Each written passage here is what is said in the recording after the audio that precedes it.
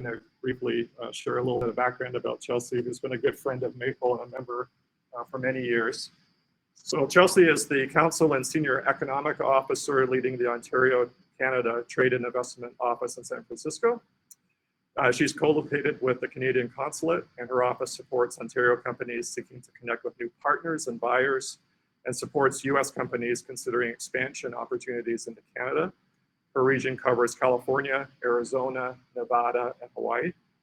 She came to this role from Ontario's Ministry of Intergovernmental Affairs Cabinet Office, where as the Senior Manager for International Operations, she led a team in the strategic planning and delivery of Premier-led international missions, as well as broader international engagement efforts in Ontario. She also previously served as a Senior Manager as well as the Policy Manager of the Program Policy and Design Unit at Ontario's Ministry of Training, Colleges and Universities. That must have been a very long business card. Chelsea has extensive policy and operations experience and a broad background in international relations, including spending time with the Canadian Embassy in Washington, where she reported on trade issues and supported diplomatic outreach. She holds a Master of Arts degree from the University of British Columbia in Vancouver, as well as an Honours Bachelor of Arts from McMaster University in Hamilton, Ontario, with a focus on international relations and comparative politics public policy. Please join me in welcoming Chelsea. Is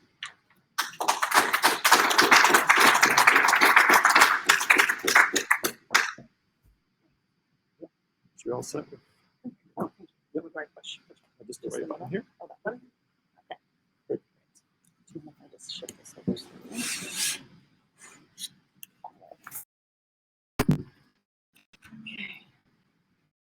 Okay. Hello, morning. It's nice to see you, Stephen, for the warm introduction. Thank you to the many friends of Canada and California that are here with us today and online. As Stephen mentioned, my name is Chelsea Peet. I'm the Consul and Senior Economic Officer with the Ontario Trade and Investment Office in California. It's a real pleasure to be here with you today and with the Maple Business Council, which is of course made up of so many wonderful friends of the Canada and California relationship. I am actually a proud Northern girl myself. Sioux Lookout, Ontario. Those of you who have not ridden the train across Canada and might have missed it, it's about 24 hours north of Toronto.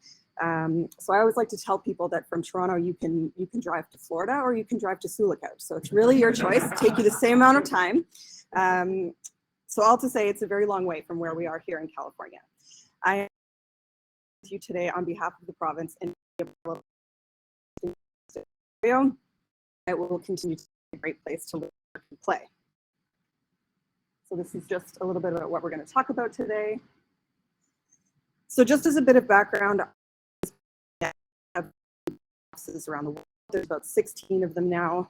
We report to the Government of Ontario's Ministry of Economic Development, Job Creation and Trade, and we're responsible for supporting and promoting Ontario's business interests abroad. In all of our offices, we're very fortunate to be co-located with Canadian High Commissions, embassies, consulates abroad.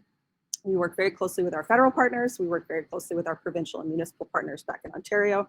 And we're really here to be an on-the-ground resource for companies, institutions, and government partners that are looking to grow ties between Ontario and our respective area of jurisdiction.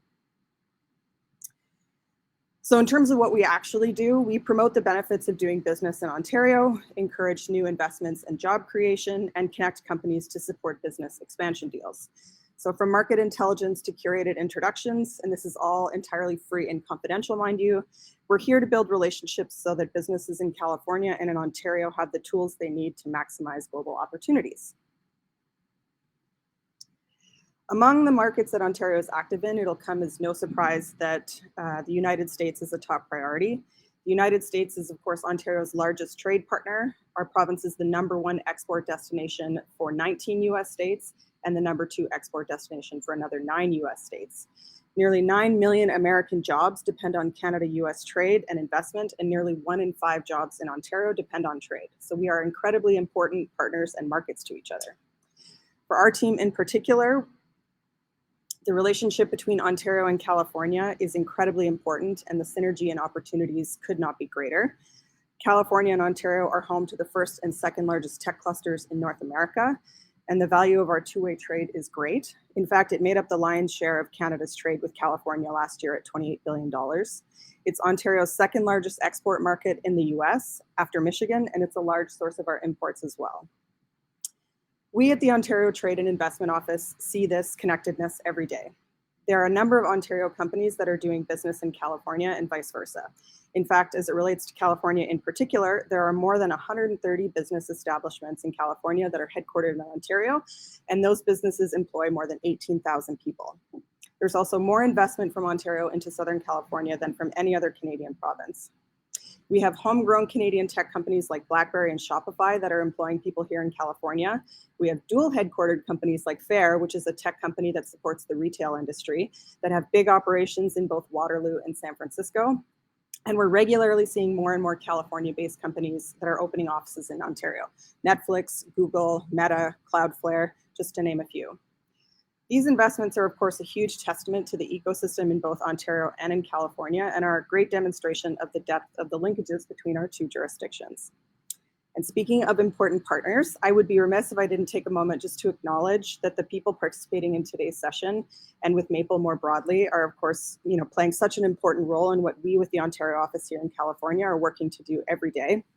Our network of Ontario offices is really here because of people and relationships. So, whether you and your families work in business or in government, you've been critical to the work that we're doing to bring even closer ties between Ontario and California.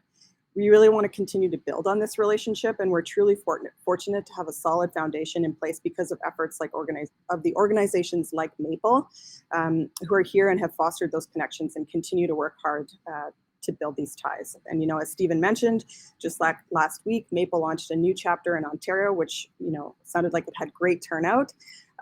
We couldn't be more thrilled to see the deepening of our engagement. So I really want to take a moment to thank Maple and Stephen and Rob and everyone here today for keeping those ties strong. This is an incredibly important time for strong networks and robust relationships. In Ontario, across Canada, and in the US and around the world, we continue to witness ongoing uncertainty with no real historical precedent for the unique circumstances facing the global economy. COVID-19, new variants, they all challenge the global community in ways that are unprecedented in modern times. Global supply chains, first disrupted by the pandemic, remain stressed, further exacerbated by ongoing political events. And over the summer, inflation hit levels not seen in almost 4 decades. Wherever you are, families, workers, businesses, communities around the world are continuing to face personal and financial hardship. This is definitely a time for the global community to come together, and that has always been the Ontario way. Our province is built on international trade, so welcoming and working collaboratively with people around the world is really in our DNA. As global economies are, continuing to reopen and rebuild, Ontario is ideally positioned to continue to be a safe haven for growth, stability, and prudent governments in North America. And we've seen some positive developments over the last number of months and even brighter days on the horizon, and we're really delighted that California's business community continues to share this with us. I know I am speaking to a crowd of folks with a passion for Canada-US relations, so some of what I'm about to share will probably be redundant, but for those of you who might be a little less familiar, Ontario is located in the heart of North America, and we like to say that it's the economic engine of Canada. At 39% of the country's population and GDP, we're home to one of the largest subnational economies in North America. In fact, with over 14 million people, if Ontario were a US state, we'd rank as the 5th largest by population. Geographically, Ontario is larger than France and Spain combined. It's actually more than double the size of California. Ontario is big, and there are a lot of big things happening there. In the 20th century, Ontario's economy was built on the strength of traditional industries, natural resources, mining, manufacturing, farming, and food production. Those mainstay sectors continue to play an important role in the province, even as they retool to compete in the digital age. But what's special about Ontario is that it's a place where the new economy has really emerged in full force.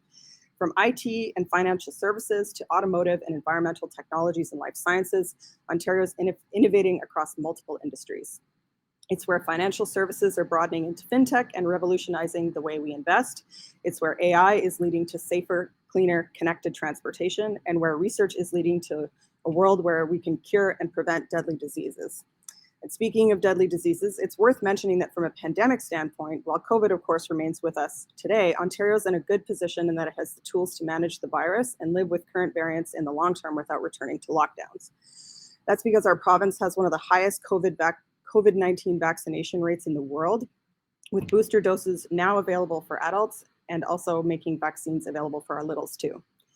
At-home antiviral medications are helping keep thousands of people healthier and out of hospitals. Free rapid antigen tests continue to be provided directly to Ontarians, and Ontario has also deployed a myriad of infrastructure upgrades to improve the safety of spaces like schools and hospitals and retirement homes.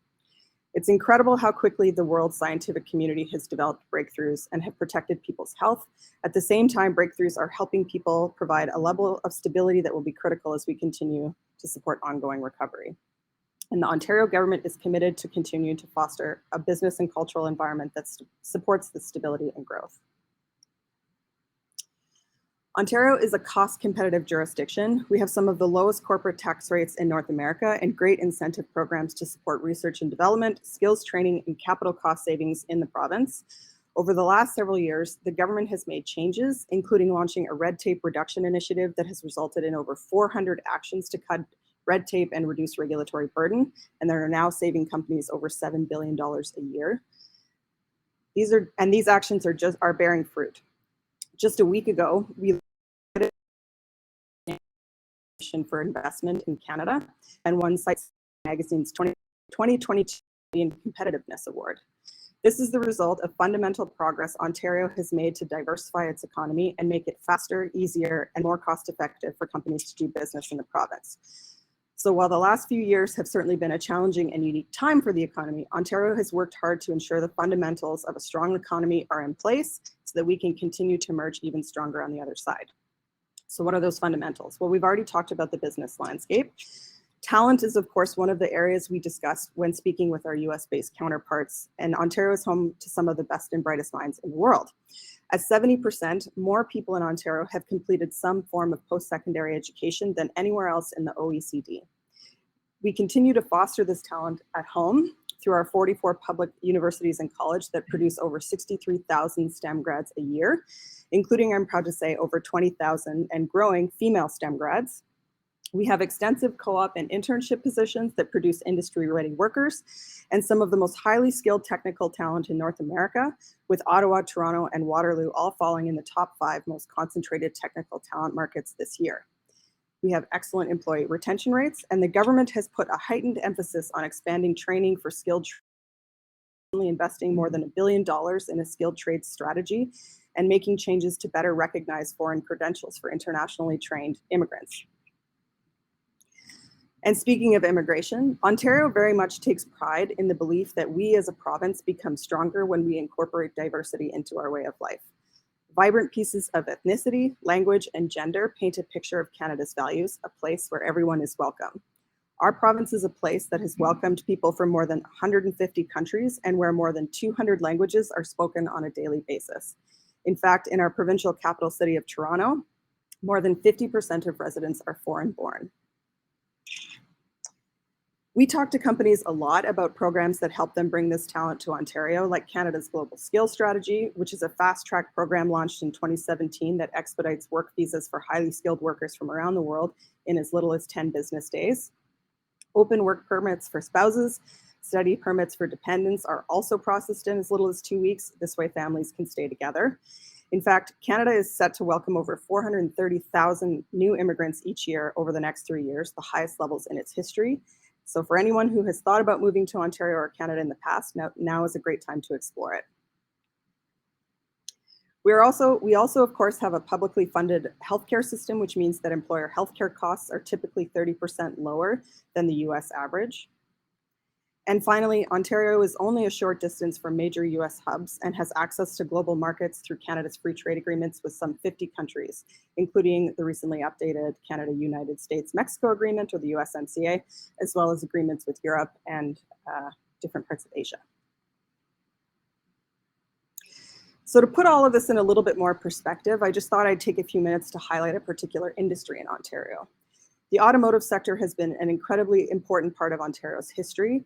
Our province has been building a unique ecosystem of world-leading vehicle assemblers, parts manufacturers, and research centers for more than 100 years. We're the second largest producer of vehicles in North America. We're the only subnational jurisdiction globally that's home to 5 OEMs. Our ecosystem also includes over 700 parts supplier companies and more than 500 tool, die, and mold makers, and now more than 300 companies in the autonomous, connected, and smart mobility space. The government has been very committed to maintaining Ontario's leadership position in this space and has introduced a number of critical initiatives to foster further growth.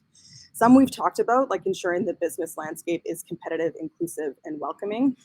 Other more targeted measures include providing key incentive programs to nurture growth. For example, we have the Ontario Vehicle Innovation Network, or OVIN as we like to call it because we're government, which is a $56 million fund to support R&D and commercialization. OVIN includes 7 regional technology demonstration zones across the province, which are all focused on the development, testing, prototyping, validation, and commercialization of automotive technologies. The province has also released a critical mineral strategy, which is a 5-year blueprint to better connect mines and minerals in Northern Ontario with the manufacturing might in the South, including Ontario's growing EV and battery manufacturing capability, and also phasing out coal power. Ontario became the first jurisdiction in North America to completely phase out coal-fired power in 2013 and is increasingly moving to cleaner sources of energy.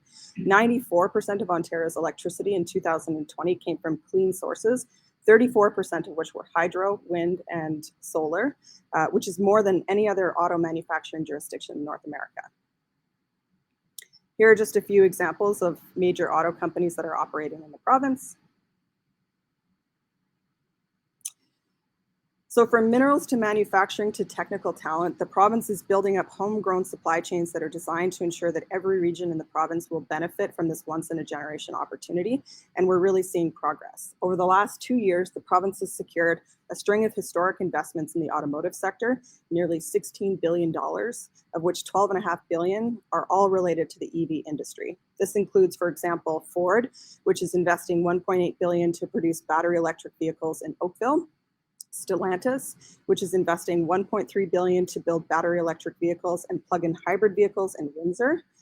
Stellantis and LG Energy Solution also committed over $5 billion for a large-scale lithium-ion battery production plant in Windsor. And GM is investing over $1 billion at its plant in Ingersoll to build battery electric commercial vehicles, and another $2 billion to update all of their Ontario manufacturing and R&D facilities. So it's been a really exciting time in Ontario. These investments are creating thousands of new direct jobs in communities like Windsor, Oshawa, and Loyalist, and will support hundreds of direct jobs across the province. One more quick spotlight just before we wrap. Ontario is also home to a leading edge technology cluster, and given the synergies with California, I thought it would be worth highlighting here too. Every year, CBRE releases a tech talent report, which rates the top 50 North American markets by looking at their ability to attract and develop tech talent, graduation rates, tech job concentration, labor pool size, and real estate costs. The latest report was just released this past July. As the second largest tech cluster in North America, we were really pleased to see Ontario, and particularly our key tech markets of Toronto, Ottawa, and Waterloo, rank high on the list. For example, we already talked about the density of tech talent in those 3 cities, but to add, Toronto is home to the biggest brain gain market on the continent, having added close to 90,000 tech jobs over the last 5 years, outpacing San Francisco, Seattle, Washington, New York, and Boston. For the 2nd year in a row, Waterloo took top place in North American tech market, growing graduate and millennial populations. In fact, the University of Waterloo and their engineering graduates are said to be the 2nd most highly recruited engineering talent in Silicon Valley. And Ottawa laid claim to having the highest concentration of tech workers in North America. As the new economy emerges in full force, so too do Ontario's cutting edge sectors like artificial intelligence. We're now home to over 300 AI firms, the most dense cluster of AI companies in the world, and the headquarters of the Vector Institute, which is run by the renowned Geoffrey Hinton. Vector is a Made in Ontario organization that's dedicated to working with industry, startups, academia, and accelerators to advance research and commercialization of artificial intelligence. This ecosystem and the incredibly talented workforce are attracting a number of California-based tech companies to set up there, including notably recently Meta, the parent company of Facebook, announced that it would be hiring up to 2,500 jobs in Canada through its new engineering hub in Toronto. And here are just a few examples of the tech companies that are active in Ontario. It's worth mentioning, of course, that it's not just tech or automotive. Ontario is Canada's largest life sciences cluster. Our aerospace sector is part of the global supply chain for virtually every passenger vehicle aircraft in the world. So there's innovation in all corners of our province. At a time when the world continues to become increasingly complex, pandemic global health crises, the increasing prevalence of natural disasters, inflation, just to name a few, I'm proud that Ontario is committed to building a welcoming and inclusive place to live and to do business. We look forward to our partners in California continuing to be a part of this. The synergies could not be greater. So thank you to Stephen and to Maple for hosting us today, and for everyone for joining and tuning in. Hopefully this has been a little bit of a helpful overview or a refresher on Ontario and the path ahead. So if you have questions or know a company that's thinking about expanding in or partnering with companies in Ontario, or would just like to chat, please feel free to reach out to our office. We're happy to connect. So thank you again.